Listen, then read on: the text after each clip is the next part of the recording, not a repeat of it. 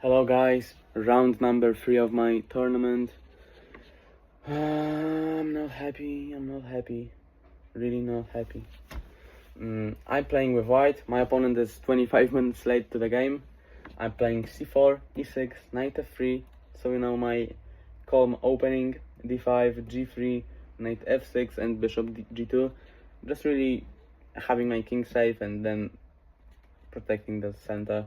Rook e8, you know, it's a good move. Queen c2, defending the pawn, looking at e4, probably knight c3 in the future, not sure. b6, and immediately after he plays b6, I want to go to e5 just to create some motives. Bishop b7, knight c3, putting pressure here, c5, and I take.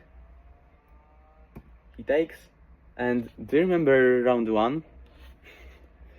I was supposed to play bishop g5, but I played rook d1. I did that again. Obviously, completely different position, but you will see that this is a problem in the entire chess game right now. I mean, this is why I lost the game, because I played rook d1 instead of bishop g5. Knight c6, takes. I'm exchanging my knights for a bishop, and yeah, now I'm the king of white squares, so that's very important. But this comes at a cost. My f2 square is weak, and that's why rook d1 was not the best, because now my f2 square is weak. The rook on f1 should just stay there, and the rook from a should come onto d1. Anyway, queen f6, queen c2, going back, rook c8, immediately running away from the motives of the rook and attacking the knight. Takes.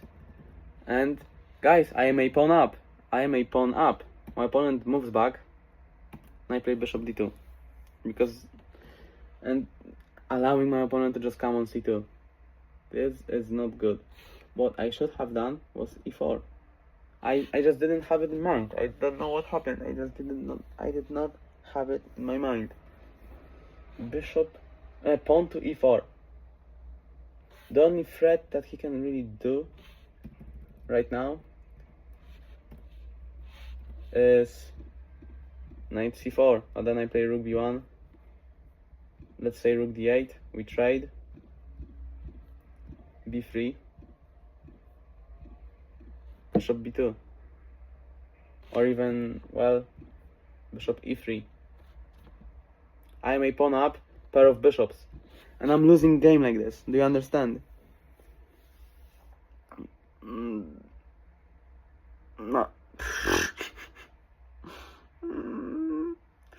This is not how I expect myself to play. Anyway, rook b1. Okay, let's go back to the game. Bishop d2. Well, developing my bishop, but on a bad square, allowing my opponent to come on c2. Queen b5, running away from the pin, attacking the rook, attacking the knight. But here he can just play rook c8.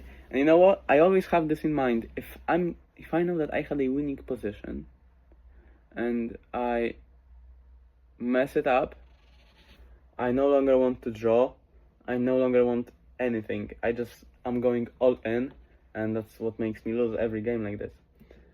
It's also what happened in round 1. I had a very good position.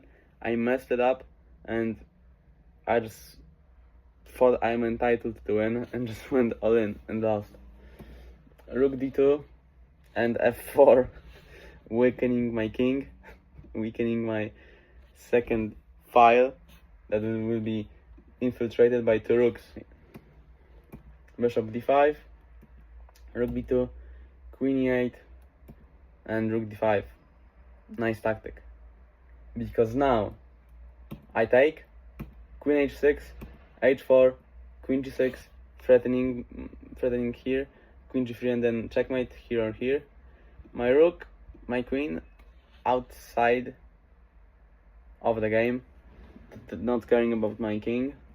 Rook g5, the only way to defend the g square, and here queen c2, I surrender, because here checkmate comes in. This is a shame. Bishop d2.